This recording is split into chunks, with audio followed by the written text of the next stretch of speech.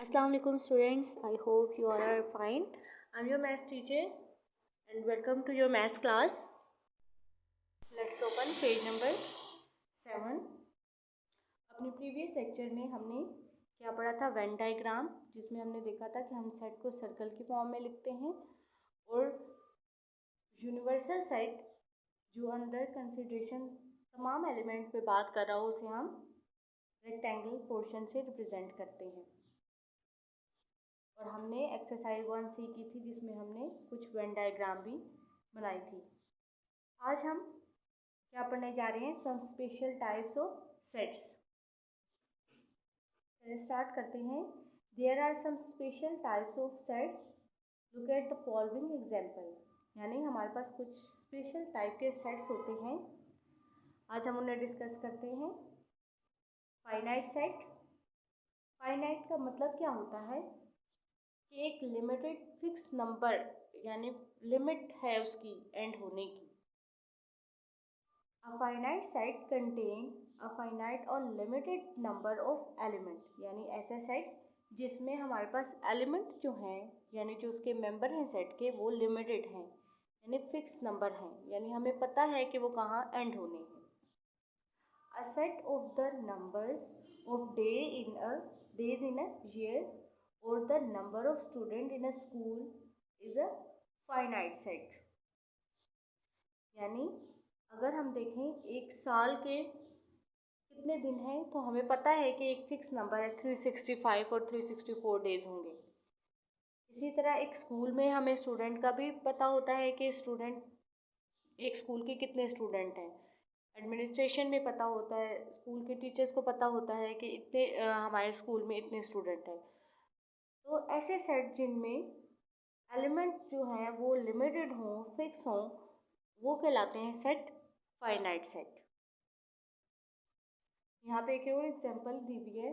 For example, a set of perfect square less than 20 is a finite set. यानी 20 से less जो number है उनमें जो परफेक्ट स्क्वायर का सेट होगा वो भी एक फाइनाइट सेट होगा, क्योंकि देखिए लास्ट जो रेंज है वो हमें दी हुई है 20 से लेस, यानी 20 से ग्रेटर नहीं जाने चाहिए। तो ये हो गया हमारा फाइनाइट सेट। और ऐसे सेट जिसके एलिमेंट हम काउंट ना कर सकते हों वो कहलाता है इनफिनिट सेट, यानी उसके एलिमेंट हम काउंट नहीं कर सकते, वो ख़त्म नहीं होते। तो यहाँ पे डेफिनेशन में क्या लिखा हुआ है, an infinite set is a set which contain an infinite और unlimited number of objects.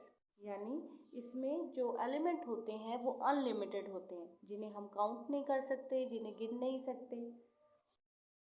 A set of the number of stars in the sky. जैसे हम अब स्टार्स तो नहीं गिन सकते स्काई कितने आसमान में कितने सितारे हैं, तो ये क्या होगा अगर इसका सेट कोई बनाने के लिए कहे तो ये कौन सा सेट होगा हमारे पास, इनफिनिट सेट। इसी तरह sand particle in a desert, यानी हमारे पास अगर हम एक सहरा में देखें तो उसमें जो रेत के ज़र्रे होते हैं क्या हम उन्हें काउंट कर सकते हैं, तो ये सेट भी क्या होगा, इनफिनिट सेट। और the grains of sand in a desert in an finite set.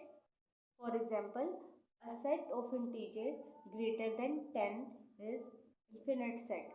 यानी जैसे अगर आपसे कोई कहे कि एक सेट बनाए जिसमें ग्रेटर 10 से ग्रेटर सारी वैल्यूज़ हों, तो क्या आप सेट बना सकते हैं 10 से ग्रेटर। तो बहुत से नंबर हैं जो काउंटिंग क्योंकि ख़त्म नहीं होती तो नंबर्स भी ख़त्म नहीं होंगे, तो क्या होगा कि ये सेट क्या होगा, इनफिनिट सेट। और उसे हम डॉट लगा के ऐसे कंटिन्यू फॉर्म में कर देंगे कि ये आगे चलता जाता है set.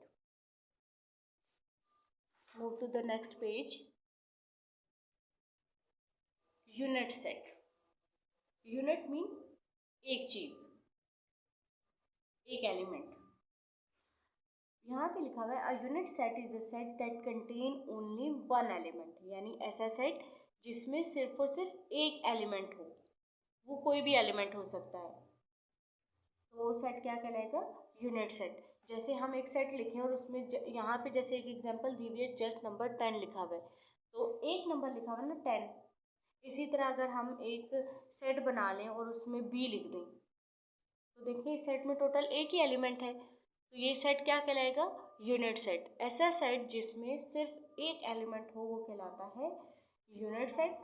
A unit set is also called singleton.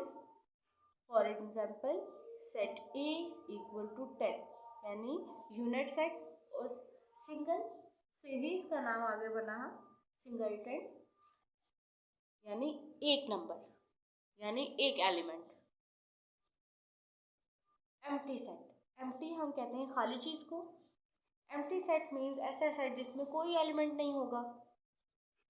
N empty set is a set that contain no element. ऐसा सेट जिसमें हमारे पास कोई भी मेंबर, कोई भी एलिमेंट ना हो, वो सेट कहलाता है empty set. It is also called null set और वॉइड सेट। ये नल सेट भी कहलाता है और वॉइड सेट भी कहलाता है।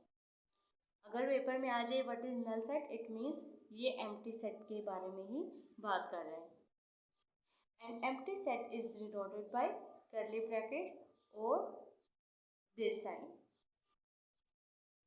For example, a set of names of month beginning with K is an empty set. यानी हमने ऐसे हम जो ईयर में जो हमारे मंथ होते हैं, ऐसा मंथ लिखना है जिसका जो स्टार्टिंग लेटर है वो के हो।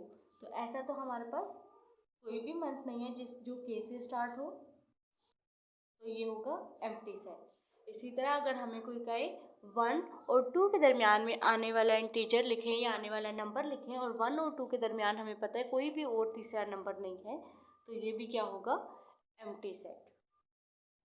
आगे आते हैं डिसजॉइंट, यानी जिसमें कोई कनेक्शन ना हो।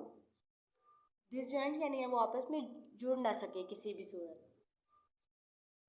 2 or more sets are called disjoint sets if they have no common element। यानी ऐसे सेट जिसमें कोई भी कॉमन एलिमेंट 2 हो, 3 हो, 4 हो, कोई भी सेट हो और उनमें कोई भी ऐसा एलिमेंट ना हो जो सेम हो किसी सेट के साथ, तो वो सेट कहलाते हैं आपस में डिसजॉइंट सेट। यहाँ पे एग्जांपल दी हुई है 2, 3, 4 एक सेट के एलिमेंट है ई के, और एफ सेट में एलिमेंट है 5, 6, 7। अब देखें कोई भी दोनों सेट में कोई भी एलिमेंट सेम नहीं है, तो क्या होगा? ये डिसजॉइंट सेट होंगे, यानी इनमें कोई भी कॉमन एलिमेंट नहीं है हमारे पास। यहाँ पे शेप में सेट को, जैसे कि हमने वेन डायग्राम में पढ़ा था, सर्कल से रिप्रेजेंट करते हैं, तो उन्होंने एक सेट को 2, 3, 4 के एलिमेंट को सर्कल से इस तरह डिनोट किया, और एफ सेट को 5, 6, 7 सर्कल में इस तरह डिनोट किया। तो देखें ऐसे सेट जिसमें कोई भी सेम एलिमेंट ना हो वो कहलाते हैं डिसजॉइंट सेट। जैसे मैं एक तरफ लिख दूं 1, 2, 3 और एक तरफ लिख दूं ABC, तो देखिए एक तरफ नंबर्स हैं और एक तरफ हमारे अल्फ़ाबेट लेटर्स हैं, तो क्या इन दोनों सेट्स में कोई कॉमन चीज़ होगी? नहीं, तो ये सेट्स भी कहलाएंगे डिसजॉइंट सेट्स। नेक्स्ट है हमारे पास ओवरलैपिंग सेट्स। क्या लिखा हुआ है? 2 or more sets are called overlapping sets if they have at least one common element। यानी ऐसे सेट 2 या 2 से ज़्यादा भी हो सकते हैं, तो उनमें अगर क्या हो common, if they have at least one common, ज़्यादा अगर एलिमेंट सेम नहीं है, एटलीस्ट वन कॉमन एलिमेंट ज़रूर होना चाहिए। तो ऐसे सेट जिसमें एक कॉमन एलिमेंट हो वो कहलाते हैं आपस में ओवरलैपिंग सेट्स। जब कोई एलिमेंट सेम ना हो तो कहलाते हैं डिसजॉइंट, और जब एक एलिमेंट सेम हो जाए दो सेट्स के दरमियान या 2 से ज़्यादा सेट्स के दरमियान, तो वो कहलाता है ओवरलैपिंग सेट्स। जैसे यहाँ पे एग्जांपल दी हुई है 1 to 5 जी सेट के एलिमेंट है और एच सेट के एलिमेंट है 2, 3, 4। तो देखिए 2 जो एलिमेंट है वो क्या है? सेम। ठीक है, तो ये क्या है? Overlapping set. यहाँ पे इसको देखें तो एक सर्कल में 1, 2, 3, ये इस सर्कल का भी पार्ट है क्योंकि ये जो 2 है वो दोनों सेट्स में इंक्लूड है। इट मीन्स ये 2 एलिमेंट जो है वो सेम नहीं है, वो इस पोर्शन में, और जो कॉमन था वो दोनों का पार्ट था, तो वो ये पोर्शन है। 2। तो ये हो गया आपस में दोनों सेट्स क्या कहलाएंगे, ओवरलैपिंग सेट्स। नेक्स्ट हमारे पास है equivalent sets. Two or more sets are called equivalent set if they have an equal number of element। यानी दो सेट्स में मेंबर्स की तादाद, यानी एक सेट में अगर 4 मेंबर हैं तो दूसरे सेट में भी 4 मेंबर हुए तो वो सेट आपस में क्या कहलाएंगे, इक्विवेलेंट सेट्स। बेशक एलिमेंट सेम ना हो, जस्ट नंबर ऑफ एलिमेंट आपस में सेम हो। जैसे एक सेट में 5 मेंबर हैं, दूसरे में भी 5 हैं, वो बेशक आपस में चेंज हो लेकिन नंबर ऑफ एलिमेंट सेम थे, तो ये सेट्स क्या कहलाएंगे, इक्विवेलेंट सेट्स। जैसे यहाँ पे एग्जांपल गिवन है हमारे पास, एक में हमारे पास नंबर है 1, 4 और 6, जबकि के सेट के एलिमेंट है ए बी सी। हालांकि ये एक दूसरे से मैच नहीं करते, सेम नहीं है, बस नंबर ऑफ एलिमेंट्स, यानी इसमें भी 3 एलिमेंट है, इस सेट में भी 3 एलिमेंट है, सेट्स आपस में कहलाए इक्विवेलेंट सेट्स। लास्ट है हमारे पास equal set. Two or more sets are called equal set if they contain the same element। यहाँ हमने कहा था एलिमेंट सेम ना हो, जस्ट नंबर ऑफ एलिमेंट, यानी 3 है, 5 एलिमेंट हैं, उसमें 10 मेंबर हैं, just number of element same हो तो कहलाता है इक्विवेलेंट सेट। और जब अंदर के एलिमेंट भी सेम हो तो वो सेट कहलाता है इक्वल सेट। लास्ट हमारे पास है नेक्स्ट पेज पे universal set. A universal set is a set which contain all the set under consideration. इसको ऑलरेडी हम 2 टाइम डिस्कस कर चुके हैं। ऐसा सेट जो तमाम कंसिडरेशन के तमाम एलिमेंट्स पे बात करे वो कहलाता है हमारा यूनिवर्सल सेट। जैसे एक सेट में हमारे पास है जनवरी, जुलाई और जून, और ए सेट में है अप्रैल और अगस्त। दोनों सेट्स को देखें तो हमारे पास मंथ ऑफ ईयर पे ही बात हो रही है, तो यूनिवर्सल सेट क्या होगा, मंथ ऑफ ईयर। तो आज आपने इन तमाम सेट्स की डेफिनेशन को याद भी करना है और अपनी नोटबुक पे लिखना भी है। Finite set, infinite set,